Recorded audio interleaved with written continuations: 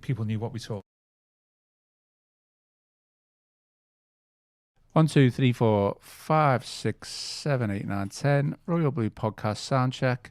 Friday show live. 1, 2, 3, 4, 5, 6, 7, 8, 9, 10. Friday edition of the Royal Blue Podcast Soundcheck. 1, 2, 3, 4.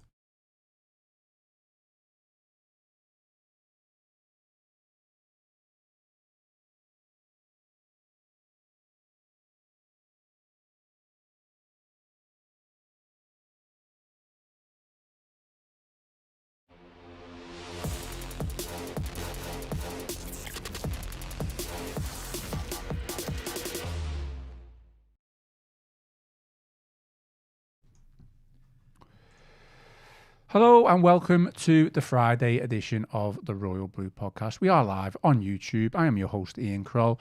Alongside me, we have Gavin Buckland, and today's agenda, we are here to discuss Everton's match with Chelsea. We're also here to discuss the fallout from Chelsea's recent rule breaking, a punishment many Everton fans feel is incredibly lenient, given that the points deduction was handed down to Everton in recent seasons.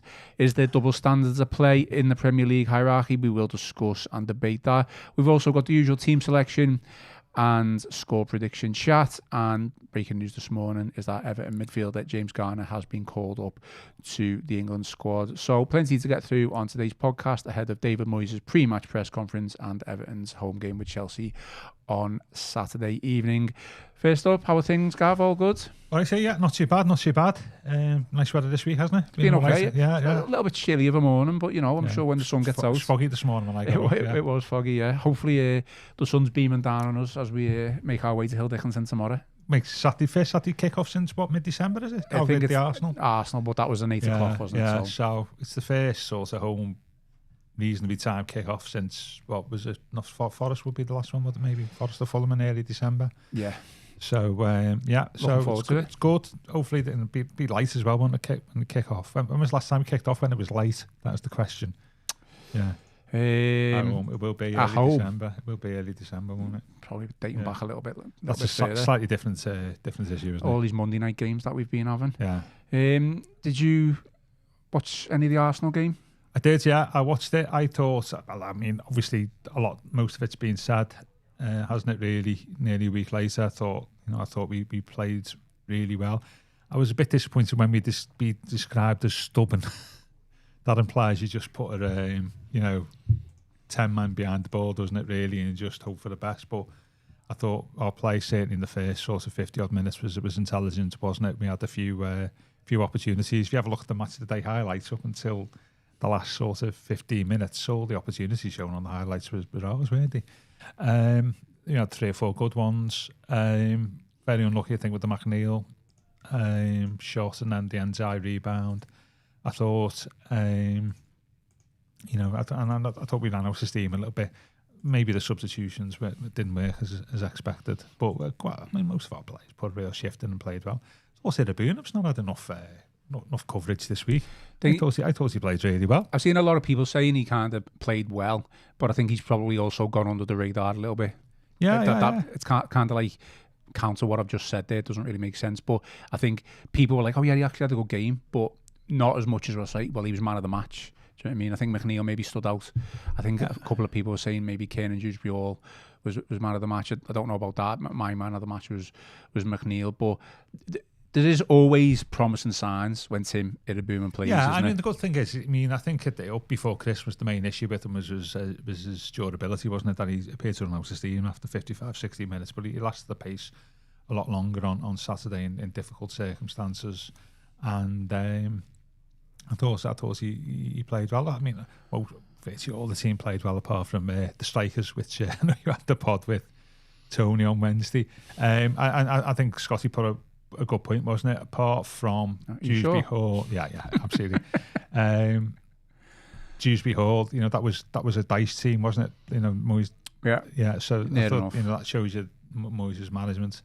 I thought the goal we conceded, no Pickford quite rightly's got the blame, but I think there was the aggregated effect of about 4 or 5 players who didn't do what they should have done. Really, Mikalenko, Njai, Pickford, Garner was facing the wrong way, wasn't he? And Armstrong had switched off, so it wasn't just Pickford at fault there. So that was disappointing, but I thought we played well. So it's still 40 years since we won away against a team not top of the table. Is that what it is? Yeah. Wimbledon was the last team, 1986. Wow. And I was there as well, Plough Lane. What was that first couple of games of the season? Yeah, September. Wimbledon just come up in 86. And won 2-1. Absolutely soaking it was at Plough Lane. Yeah. But so all good. And hopefully we can take that into Saturday. Yeah, I think the fact that we were competitive shows how far we've come. I mean, it was always going to be a tough one to come away with anything, but obviously played Chelsea this weekend, and a team high up in the table, certainly higher than us, but maybe not firing on all cylinders. So we will come on to that. Before we do, just a quick shout out for our sponsor, NordVPN. As always, we are on board with Nord, and so should you be. The NordVPN app lets you switch your virtual location, allowing you to save money by purchasing flights, hotel subscriptions from other countries at a cheap price. And if you want to watch a sporting event or a TV show or a film which aren't available in your region, NordVPN allows you to switch your virtual location to a country which is showing the event.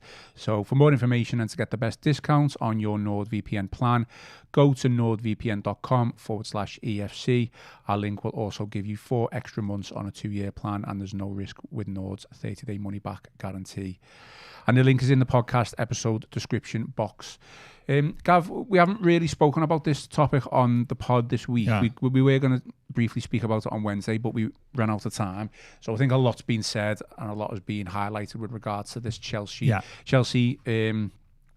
issue. So for context, I'll just read out some of the notes that I've got and then we can kind of react to it. So Chelsea, between 2011 and 2018, Chelsea Football Club made at least 36 payments totaling £47.5 million through offshore entities associated with Roman Abramovich.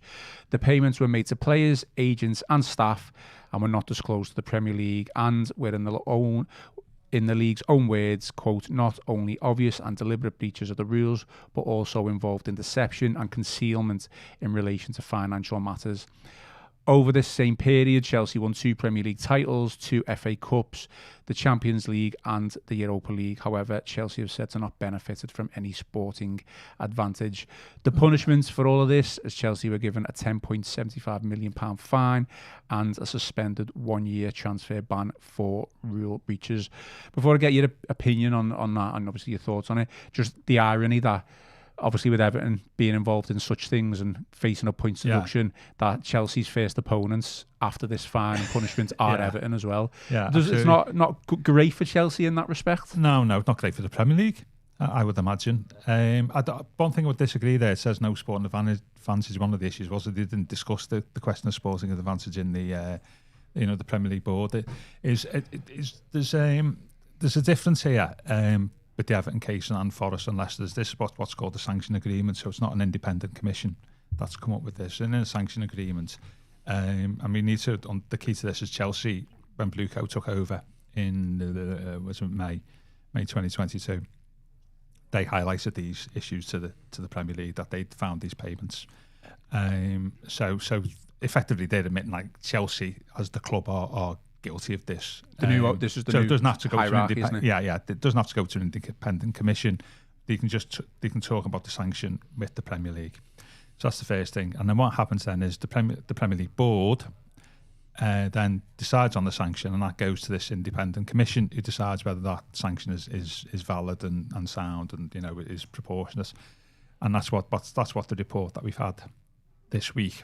So so it's different to the Everton, Forest and Leicester cases. In many respects, it's more favourable to the club because nobody's independent looking at it. Though Forest wanted to go down this line, and we're told that they couldn't by the Premier League. That's the first thing. The second thing is, and this is where we get into the nitty-gritty of this, isn't it, really, is the Premier League decided, the Premier League board decided that there was some stuff about the academy, which we won't talk about, is proposed a £20 million fine, 2-year transfer ban, and though they were both halved, those because of mitigation. The mitigation being that the exceptional cooperation and self-reporting of the new Chelsea owners when they discovered these payments. So they halved those punishments, and then they said that a punch deduction doesn't apply because of their cooperation. Okay, so that was broadly what the decision that they came to, and so because of the exceptional circumstances, the farmers halved, as I say, the transfer ban was set aside and suspended. So ultimately, what they were left with was a fine of £10 million, which won't be paid by Chelsea. It will be paid out of very complicated. This is when Blue Coat bought it. They set aside £150 million for provision for this type of stuff in the purchase price, which is, as we know, is now in it's the Roman Abramovich money that's been set aside for people in Ukraine, charities, so they will pay this like they paid the UEFA fee, because it's obviously fined by UEFA. So there's several questions there. I think for my purposes, where it's wrong is this sporting advantage thing. Is what the Premier League said in the Everton case was that if you buy players, you get a sporting advantage just by buying players. So Chelsea bought, there were 7 players involved, 5 with the paid agents, and 2 with actual, some strange reasons, the transfer fees were actually paid off the books. That was Willian, and I think it was Eto. So, as you say, they've committed a fraud, concealment and deception, £47 million to buy players that have given them a sporting advantage according to the Premier League, because they bought those players, haven't they? We've got a sporting advantage by buying those players. Some of the best players in the world, by the way. Yeah. And the other thing is, so they have done, haven't they? That is not discussed at all in the document. This concept of sporting advantage that the Premier League had said in the Everton one, in the Everton submission, that if you buy players, you get again a sport. That is not discussed at all. There's no discussions around, because what, as people, pointed out, Hazard, there was 6 million paid to an offshore agency for using Hazard off the books. Now, that was something that was reported by the Times in 2017. United refused to do that. Yeah. Right, okay. I read that, So Chelsea did. So, there's no discussion around that, about the sporting advantage of this, and also as well this is ramification of the City case. The Premier League's first port of call as well. But we're not, in terms of this, we're quite comfortable with £47 million being paid out, even though you didn't tell us, because even if you had included £47 million in your books, you wouldn't have breached PSR. Well, what's that got to do with it? So there's that issue. There's just no discussion of that. If they'd had a discussion of that and said, oh, well, actually, Hazard would have joined Chelsea anyway or whatever, so therefore there's no sporting advantage, so therefore there's no points deduction, then you could sort of see, you could at least see that, and that was visible, but that's completely being set aside, that's sporting advantage. The second thing where there's an issue is the fine, isn't it? Is the fine, in the Everton case, the Premier League said, I can't remember, paraphrasing it, they said that there's no point punishing clubs by a fine if they've got rich owners. Yeah, that's what they said in the Everton case. Because they were talking about Mashiri in that, so there's that. The third thing is the fact that actually too much weight has been placed by the Premier League on Blue Coat's cooperation. So they've basically given them, the fine, they've reduced by 50%. They've sort of applied a 50% reduction in the punishment because of their exceptional cooperation. Right, okay. Which there's 2 things there. The first thing is, well, they're supposed to cooperate anyway. It was in Blue Coat's interest to cooperate for a number of reasons. A, because actually it wasn't them, was it? So there's an element of covering their own backs there, because if Blue Coat hadn't told the Premier League about it, what happens if somebody else bought the company after Blue Coat and discovered, I tell you what, should have seen what they did. They discovered £47 million worth of payments, but they didn't tell you. So it's out of their self-interest in this. And so but they wear the knight in shining armour. They have an obligation to do this, because utmost good faith is what the Premier League is built on. So too much weight was given on that in terms of reducing the fine, not implementing the 2-year transfer ban for Chelsea. There was somebody quipped this week, actually the way they're doing at the moment, the way their transfers are going, they might be a 2-year transfer ban might do them good. So setting aside that, and also not giving them a points deduction. So there was too much weight on that. So they basically, by more than 50%, they've reduced their punishment. In the Nottingham Forest case, the Premier League said that actually they thought, because Forest wanted this, that they felt that a 50% reduction in any punishment due to exceptional cooperation was too much. And they said that in the Nottingham Forest case. So having said that in the Nottingham Forest case, it's too much, they actually applied that same principle to Chelsea. So there's that element. And the final element to me is in the Everton case, the Premier League said there's 4 things actually a punishment should do. It should reflect the gravity of the crime.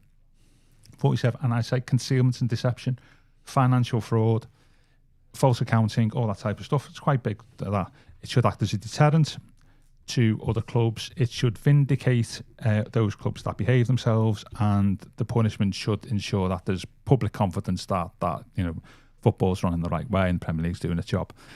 And I would say that this punishment doesn't do that, does it? It doesn't act as a deterrent, does it?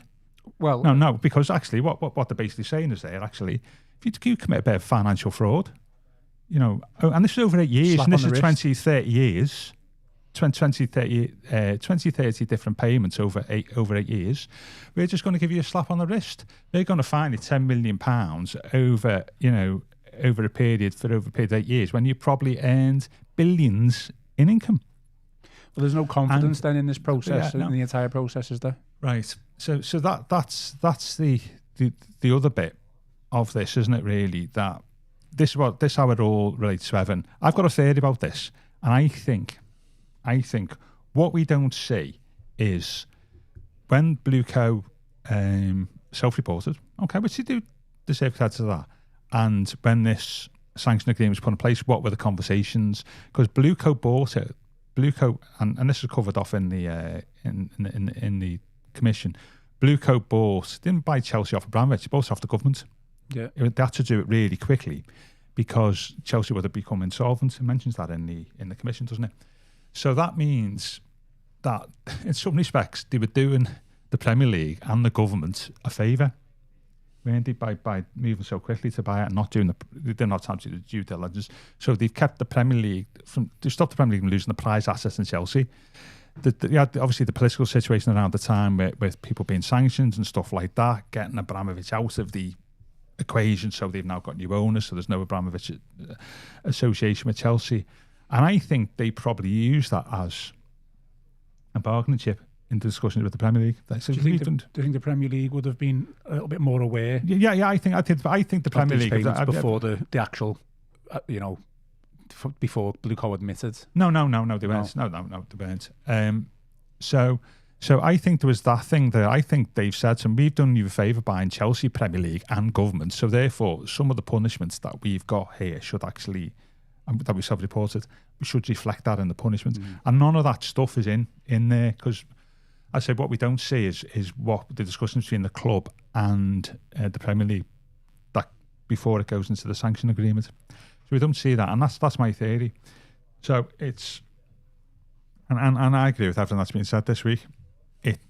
It reinforces the view that actually, there's an inconsistency. I haven't done pretty well, I think, in the PSR bit, the Premier League, in that by the time we got to Nottingham Forest and Leicester and the Everton appeal and the second PSR, so there was a bit of consistent thinking of what it is. I think there's a lot of inconsistent thinking in this. Like how the Premier League treats fines, how the Premier League treats the treatment of exceptional cooperation between Nottingham Forest and Chelsea. How there was no discussion here publicly over sporting advantage, something that the Premier League majored on in the PSR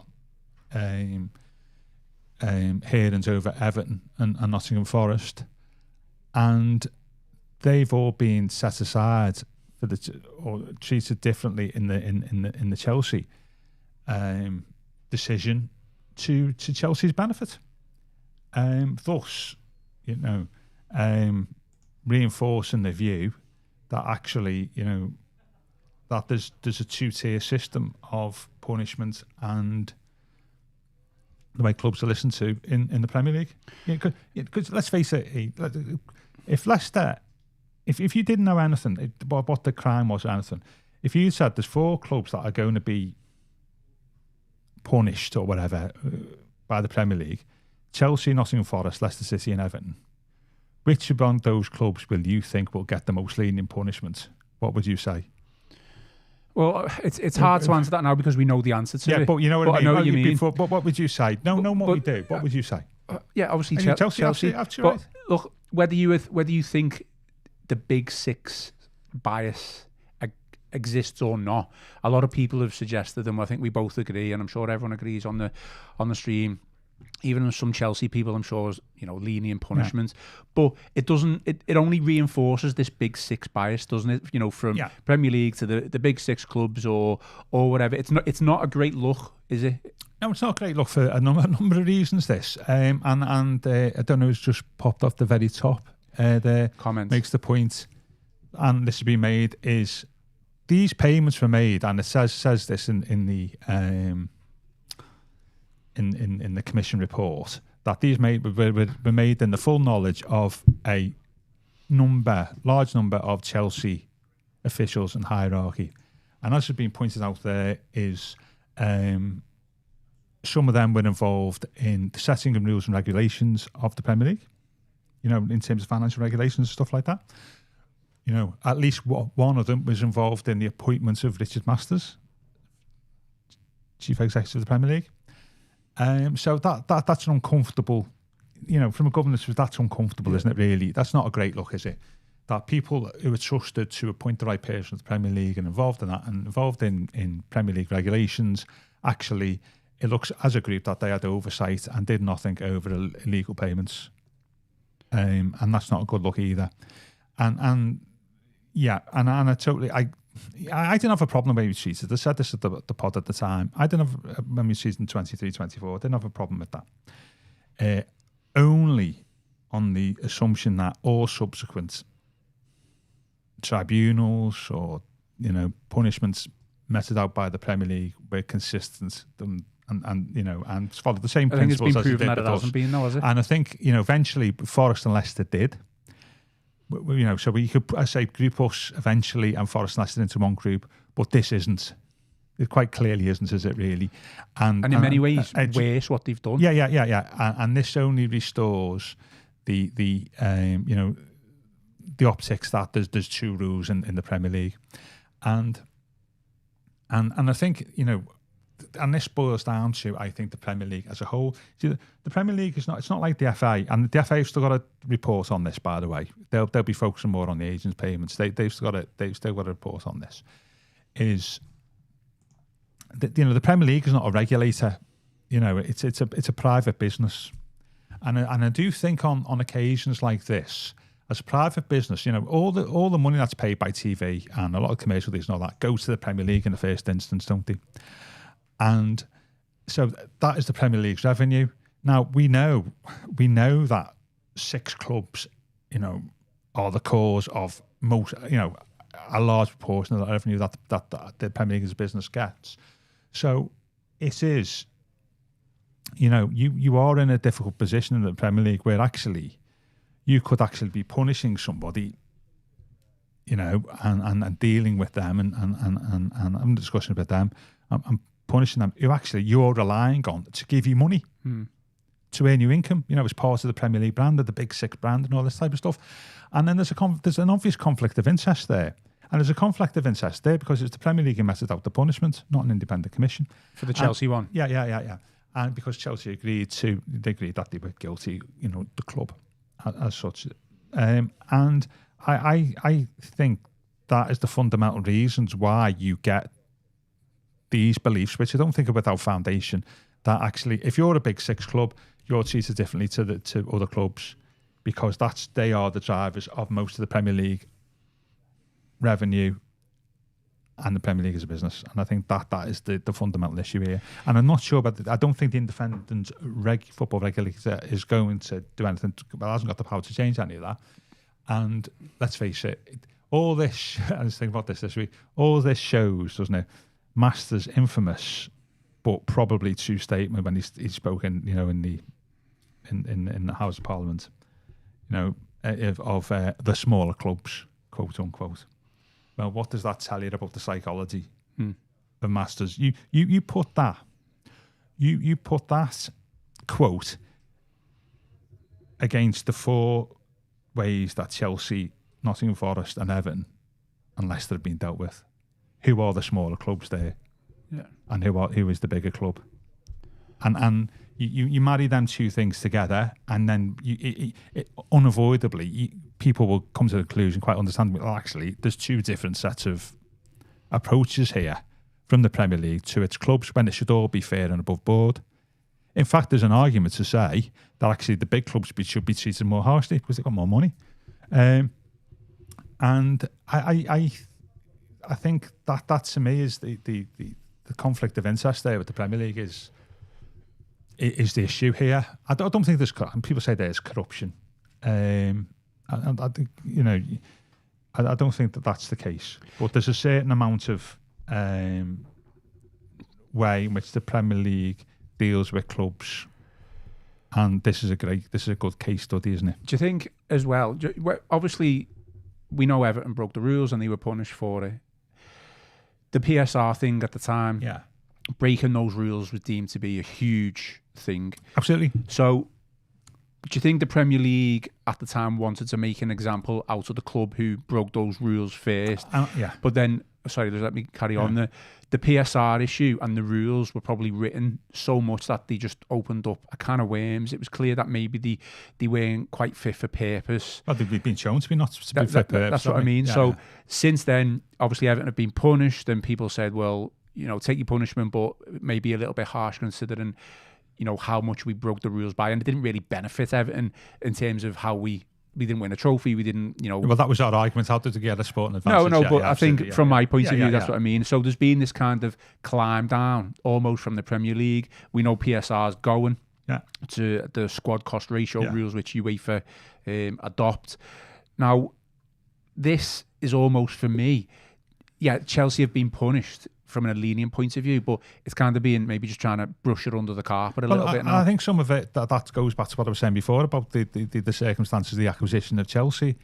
That actually Bluecoat could argue that actually we're doing the Premier League and the government a favour here. It's not good for the brand of the Premier League. And that's it. And so we'll make it look good type thing, isn't it? Here, but actually, it's not really fair. And it there's lots of words and been written and words being spoken this week by a lot of different people, far more knowledgeable than us, who basically all said the same, all say the same thing, isn't it?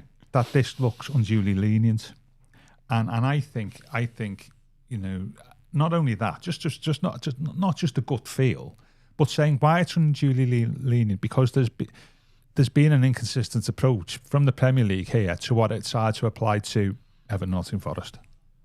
Inconsistent approach from, as I say, from the sheet, a points deduction needs to happen because fines are useless, to how we treat exceptional cooperation in the Forest case, and the need that they stress to that any punishments therefore should need to be points because that's a deterrent and all this type of stuff, and then produces a decision regarding Chelsea themselves, not the commission like in the Forest and Leicester case.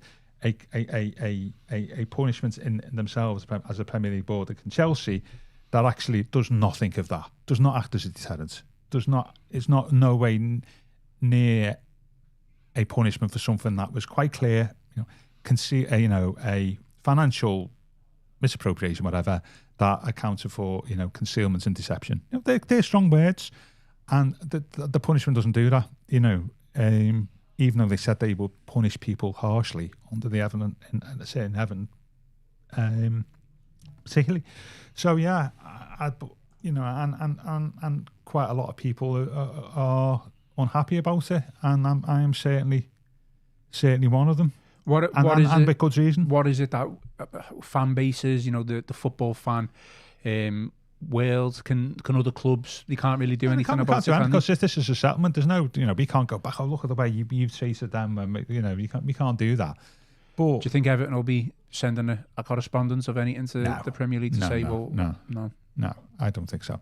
We really can't really. But what it does do, of course, is, well, hang on a minute.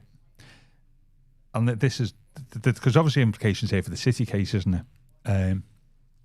What it does do is says, well, hang on a minute. I tell you what, let's pay 50 million quid off the books to somebody.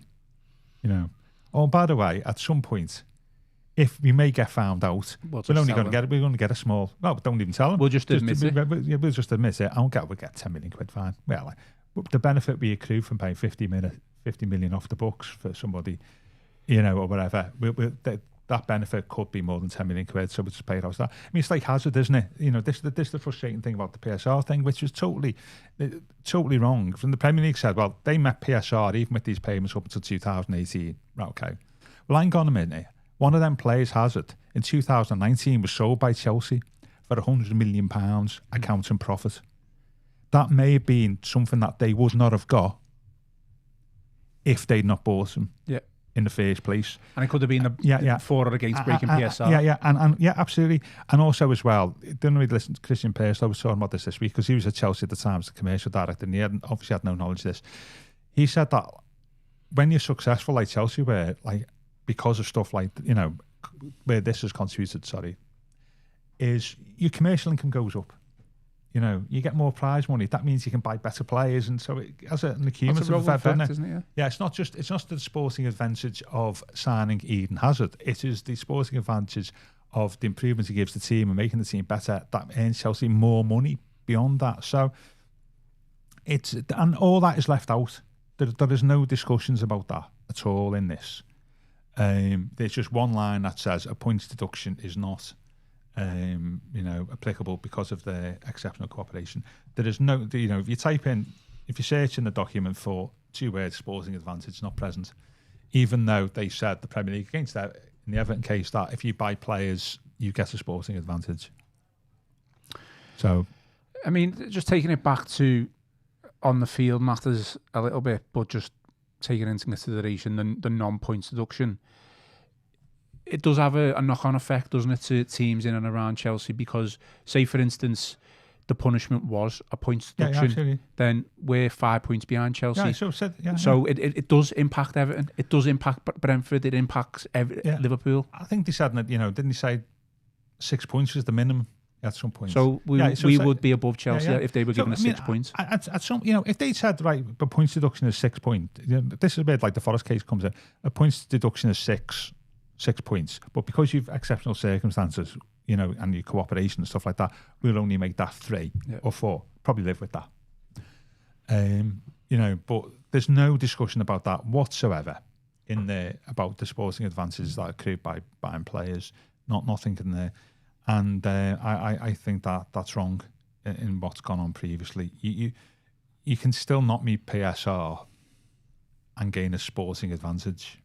Well, of course you can by various financial activities like this. If these payments were made, or weren't made, there's no guarantee that these players would have come to Chelsea by the looks of it. There has a case. There might have been a likelihood that he might have gone to Man United, but there's no discussion about this in the documents, and there should be. There should be, you see. But if there was, then Gav, then you would have to.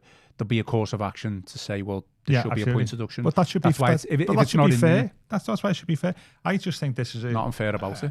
No, yeah, absolutely, and it's not. I don't think it's not fair to other clubs in the Premier League who were competing with Chelsea at the time, Tottenham, for example, and it's certainly not fair on those clubs who've been punished previously with the points deduction by the Premier League on a set of principles in the Premier League submission that they've appeared to have set aside in the Chelsea decision. Well, we did promise you that we would speak about it, so we've spoken on that topic for 36 minutes. Have we? Oh, right. God bless us. But it's relevant to us. Of course it is, yeah. That's the thing. It's absolutely. a hot topic, isn't it? It's a hot topic in terms of tomorrow, and it's a hot topic in terms of what we spoke about, 2 or 3 years ago. and about two-tier systems in the Premier League and the way clubs are treated. It all fits in with that, doesn't it? It's got huge relevance for Everton, both in the past and going forward. And like you say, whether you believe it exists or not, it's it pushes towards that narrative, doesn't it? Yeah, of the Premier League Big Six. Absolutely. And that's why fans get. It's not just Everton fans. No, it's the so-called little lesser clubs. Less financially well off. Yeah. But you might say something and you're accused of being a conspiracy theorist or Tim Pothead or Tim Pothead or whatever. Yeah. But I just don't think it's fair.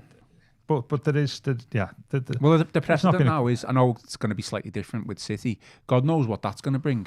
Yeah, that's a whole podcast, a different podcast in itself. But in terms of a precedent set now, well, it would be interesting to see what happens with City now, another one of the big six. The question there about the no-name players, they're probably academy products that they can't name for legal reasons. Is it Mort at TV?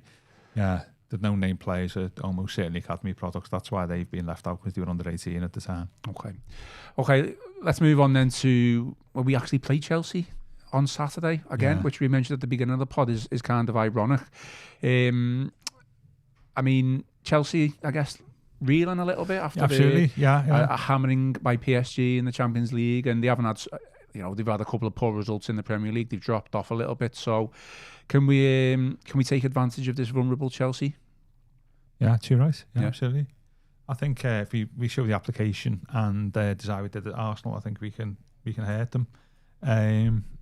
Interesting to see. I know he's not had his press conference yet. Be interesting. We're going to talk about the side. Be interesting to see what the team is. But it'll be difficult to discuss, really, isn't it? Yeah. If Branthwaite and Tarkowski, we just don't know. Yeah. We will find out we might not find out, because David Moyes probably won't answer any questions with regards to injury news. So, which is fair enough. Tony Scott made a big point of that on Wednesday's the leaks and stuff. Yeah, which is it's fair enough, isn't it? Yeah. But I mean, let's face it, Keane and O'Brien did fairly okay against Arsenal. So I think they did very well. Keane got caught a couple of times, possible penalty, but I mean, they kept a clean sheet and played well at Newcastle last season when he played it, didn't he? So I wouldn't be too concerned if Keane and O'Brien are a centre halves. Yeah, obviously, ideally, like Tarkowski and Branthwaite in the mix, but that wouldn't concern me. The only reason that concerns me is that means probably putting Garner right back. But yeah, I think absolutely. But some of this comes back though, doesn't it? To the discussion with Tony on Wednesday, doesn't it, about like our forwards need to be doing more, certainly at home, and you would hope on Saturday, compared to at Arsenal, that we can get more players in and around Beto or Barry when they're playing up top than what we did at Arsenal, and I think that would assist them. The one thing that might benefit us a little bit. I mean, Chelsea have not got a great defensive record. I think they've kept one clean sheet in the past 14, according to my research. So I don't know whether they're going to play with a low block, but actually a team like Chelsea, you maybe would expect them to try and at least attempt to win the game and push forward a little bit more. There's a good point made by the Blues there, isn't it? That their away record is even better than ours. So throw that their away record into our home record. But we did win. We win our last home game. Yeah. So Emma's just confirmed to me Tim Foyle hat. I said Tim Pot hat. Yeah. Sorry. Yeah. Absolutely. You'd have thought we'd be talking about Tim Potts. So I think they're not in a great place. They got an absolute thrashing, didn't they, by PSG. Do you like the manager? What do you think of the manager? Racine. Yeah. Too young for that type of job? Is he a yes man to the Chelsea hierarchy? I haven't come through come from Salzburg. Possibly. I mean, there's a lot said, wasn't there, that when Maresca obviously left, he fell out with the hierarchy. Do you think the Chelsea hierarchy are looking to avoid something like that? Because what happens in football is your managerial appointments are the complete opposite of the one who's gone before, and that is just one of the truisms of football. And I think there's probably some of that. But some of it's down to the lack of elite coaches, which we've spoken about on the pod, haven't we? Before that, there's not a lot out there. Yeah, so they could be there looking for a point to prove as well. But there's a few rumours, isn't it, that they're not a happy camp at the moment anyway, isn't it? There's rumours about Fernandes, isn't it? And casting his doubt on his future. Yeah. So I think a game we can easily win. Easily? Yeah, Are you looking like a 4-0 win? No, like that? 2-0 being in control. of, where we got control of the game. But they might have something to prove. They're in the mix, aren't they, for the Champions League, which is hugely important to them. But yeah, I think we can certainly win on Saturday. I mean, we say it every time, but the crowd obviously can play make a big impact in this game. Do you think Chelsea, if they, in terms of quality, we know probably man for man that they're better than us, but could they falter under the pressure of the crowd and the atmosphere of the crowd if we get it right? Yeah, I mean, I remember having this discussion a while back about opposition players who come to, like, say, maybe the Goodison and stuff like that. And it was mentioned to me that, like, a lot of the South American players and a few others, they thrive on that type of atmosphere, when it's all vibrant and in your face. They love all that stuff, what they used to.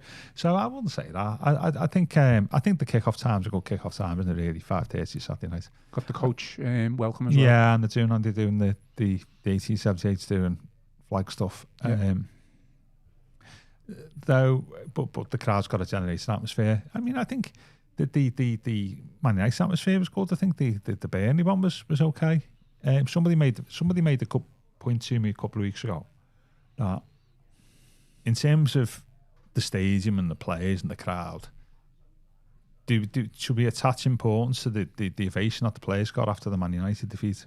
Should we? Yeah, I think so, because obviously we lost the game, but I think appreciative and sort of they recognise that we played. Yeah. That bring because it's a new ground and stuff. That brings a bit of more collectiveness to what's going on the pitch and the players and the crowd. And I agree with that, and I think there's some of that in the Burnley game.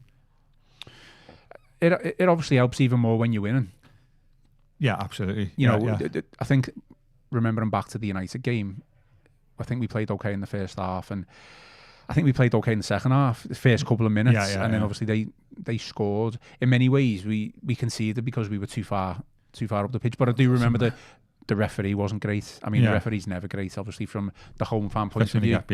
But the crowd were getting riled up because of that. But there was definitely, look, you got beat 1-0 by a United side who were in extremely good form, and the crowd were appreciative, like you say, and recognised that, well, they put the effort in there. We just faltered at the final line in that game. I mean, Brian's made the point there, a very good team. They're a good team on paper, but individual talent. Yeah, absolutely. There's a couple of their top players who've dropped off, I think, in terms of form. Palmer's not doing it. He'll probably score at He's been injured, hasn't he?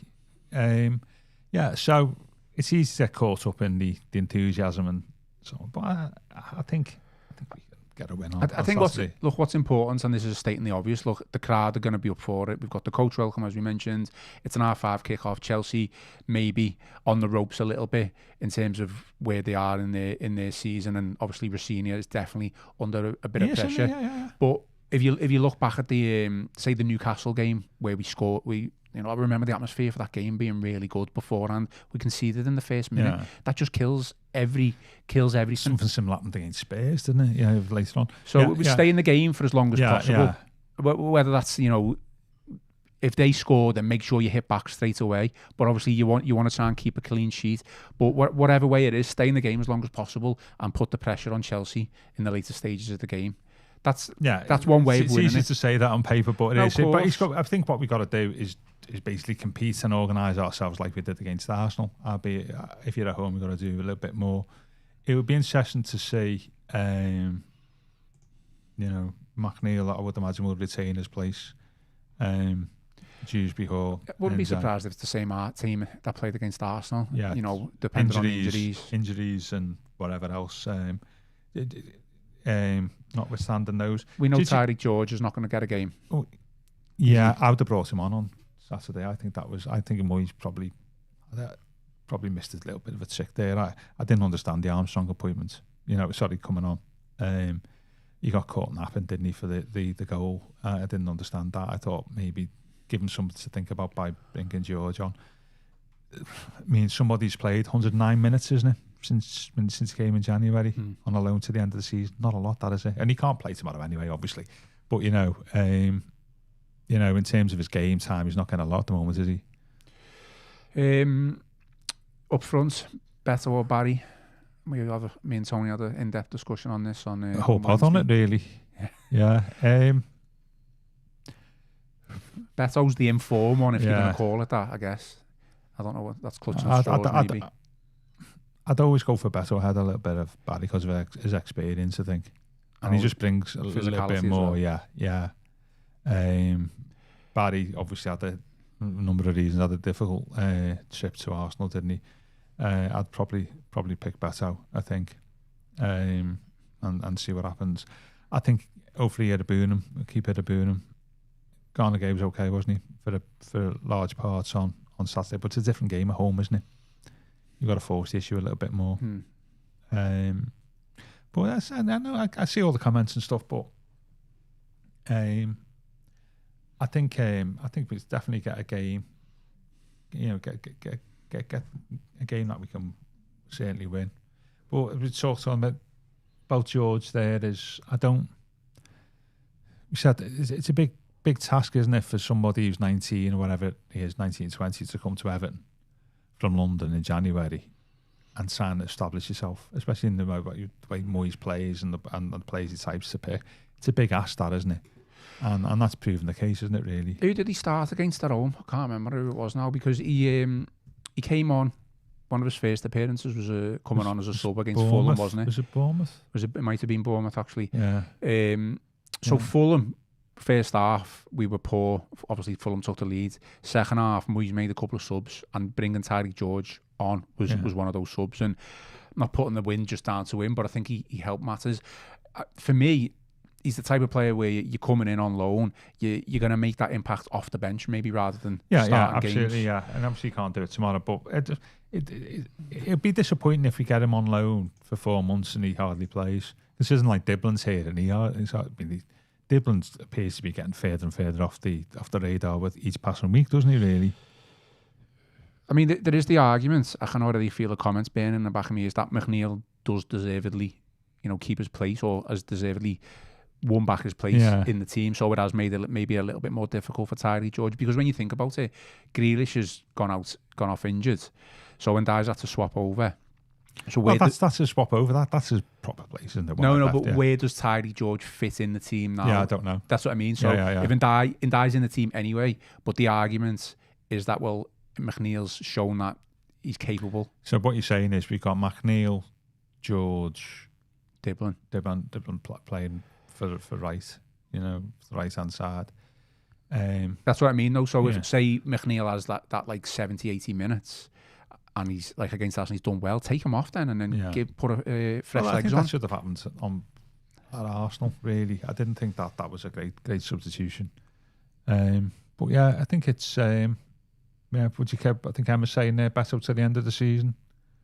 Yeah, I mean, and the Blues is right. I think Moyes got it there. I think he was worried, wasn't he, against Bournemouth, that we were a bit weak covering on the left hand side, and we allowed their right winger to. He scored, didn't he? And there's the argument that he made the subs too late with regard to that, didn't he? Yeah, and I think that probably frightened Moyes a little bit.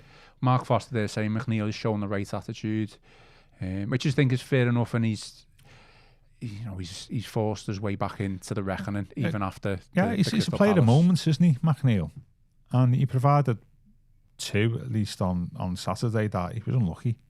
Really, they shot that inside the post. Not running that the way he mugged off Declan Rice, didn't he, to get his shot in, and that was a great. Calafiori's clearance was. But that's what you want to see more from of McNeil. Yeah. It's just like I said on Wednesday, just all he's lacking. Not all he's lacking, but one of the main things he's lacking is pace. And you've either got it or you haven't. Cutting inside from the right onto your left foot, and we know he's got a wonderful left foot. He was very unlucky not to score. We want to see more of that from McNeil. And it's not like that. You can't say, well, it was against a smaller team or a team of lesser quality. It was I think one of the things with that is you need an overlapping fullback, don't you? Yeah. To create the space for you to move into. Now, I know Garner played on Saturday, but you want a regular fullback who knows what they're doing and knows when to push and when not to. And, that would be helpful, wouldn't it, for McNeil? Got a nice little segue there. As soon as you mentioned James Garner. Yeah, lovely. He's obviously earned his first inclusion in the senior England squad. I mean, look, probably deservedly so. It's a 35-man squad, isn't it? So I think for the final, is a 25-man squad. there's at least 9 or 10 players who are going to be dropped from the 35. Yeah. And other people could be included as well. Do you think he's being included not just because he does deserve it through what he's done, but his versatility as well? Possibly. Attitude, all that type of thing. But I know England maybe have got a couple of issues with players at right back. I know Reece James is out injured. Fitness is always a question. I don't think he's an international right back, is he? No, but it helps, doesn't it? It helps. But I think it's just good to be honoured, isn't it? Really, be in the mix. So good for him. He's had a good season going there, hasn't he? Though I did think he switched off for the goal on Saturday. Has he been Everton's player of the season so far? I think so. Yeah. I think Dewsbury Hall, if he'd not been injured, would have been. I mean, we've got a decent team. This is a different discussion, isn't it? But we've got a decent team sort of building, haven't we? Really, if we go with Pickford, Branthwaite, O'Brien, Garner, NJ, Dewsbury Hall, that's 6 of 11 outfielders, isn't it? Really, I know it's a squad game, but if you then add on to them 2 full-backs, a centre forward, a right winger, you're sort of virtually there, aren't you?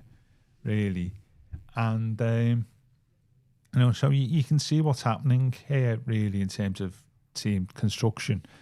It's just really a question of, is Moyes the person to construct the team or not? That's a different issue, isn't it? Throwing a grenade into the mix. Well, no, it is, but it's relevant though, isn't it? Because we'll be discussing in the summer, won't we? I mean, in terms of our aspirations for European football, Gav, is this one that we've got to win? We've got a 3-week break, I think it is, after this. So international break and then FA Cup, and then Brentford obviously is huge after that, which is away because it's going to be a 6-pointer. But Newcastle as well. They're a bit inconsistent, aren't they? But I know they've obviously got knocked out of Europe. I just felt like they were maybe putting a little bit of a run together in the league. They've caught up to us a little bit. Yeah. I'm just thinking, I think it's going to go down to like the last game or the second to last game for a European place. So I don't think we're going to go on a run where we think, 6, 7, 8 points clear. No. But we've got to get something out of the 3 home games against Chelsea, City and Liverpool, haven't we? I mean, City may not have anything to play for by the time they play us, which might be an interesting dynamic. I mean, Liverpool aren't any great shakes, are they?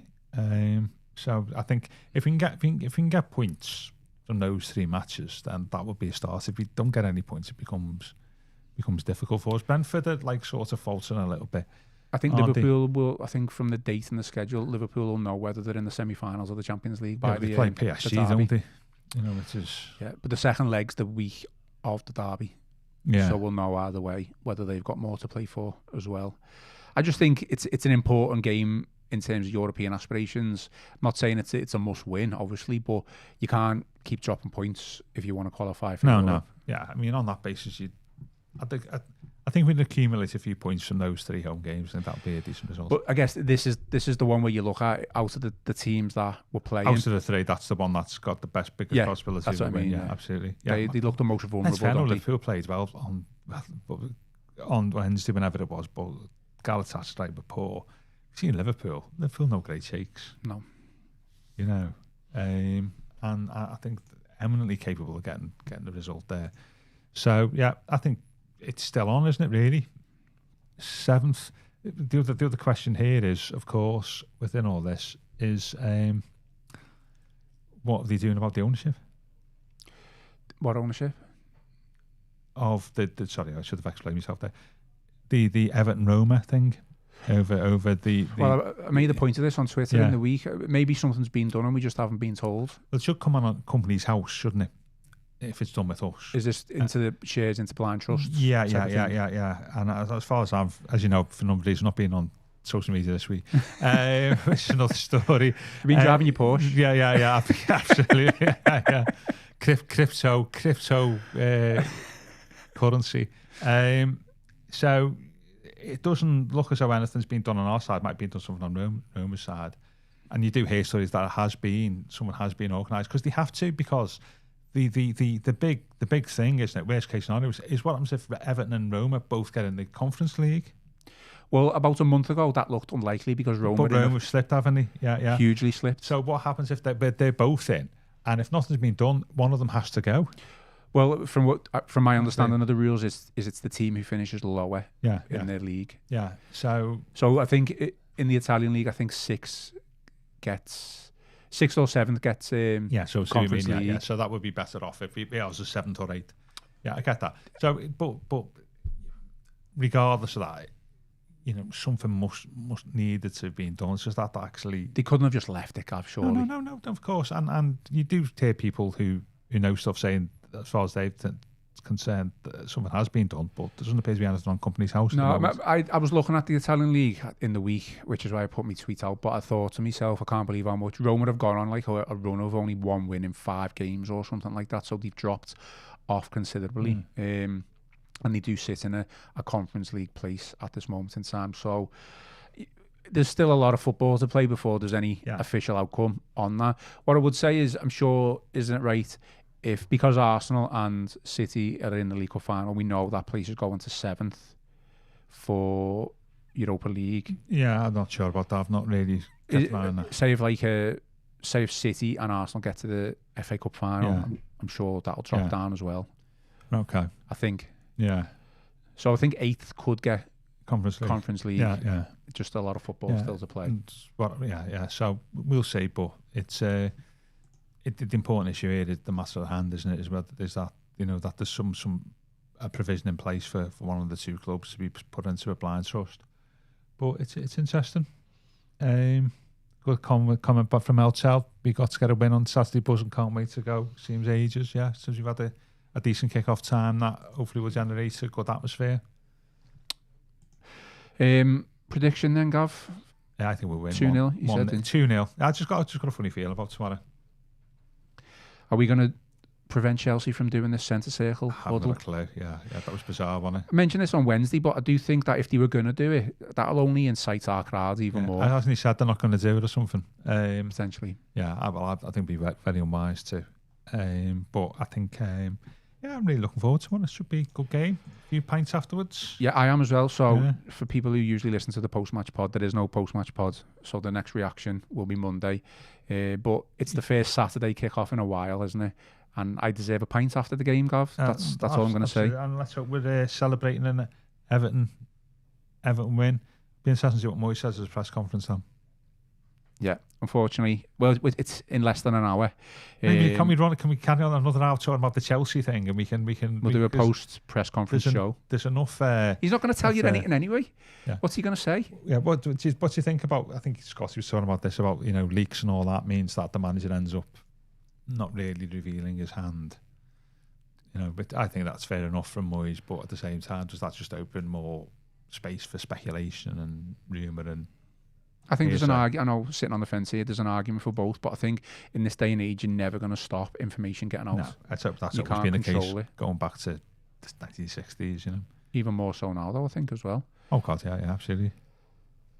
Okay. Any final thoughts then before we? No, looking forward tomorrow, and then we've got it's a massive break. 2 games in 6 weeks. I don't know what we're going to speak about for the next 3 weeks. We've got one thing to speak about. I mean, we spoke about a few weeks ago on WhatsApp.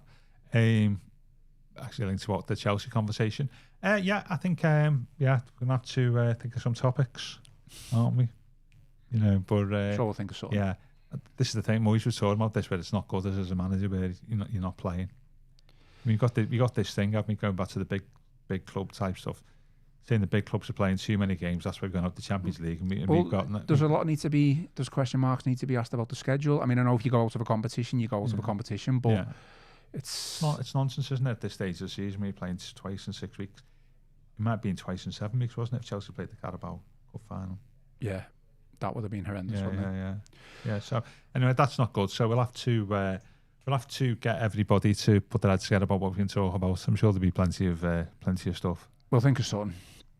Okay, that is all for today's Royal Blue. Thank you for everyone who's joined the live stream, and thank you for everyone who's listened on Apple and Spotify. Give us a like and subscribe to all of our platforms, and drop us some 5-star reviews wherever you listen and watch. This has been the Friday edition of the Royal Blue podcast. Everyone, enjoy your day, enjoy your weekend. We will be back on Monday for a post Chelsea reaction show. I've been joined by Gav Buckland, I've been Ian Croll, and this has been the Royal Blue podcast.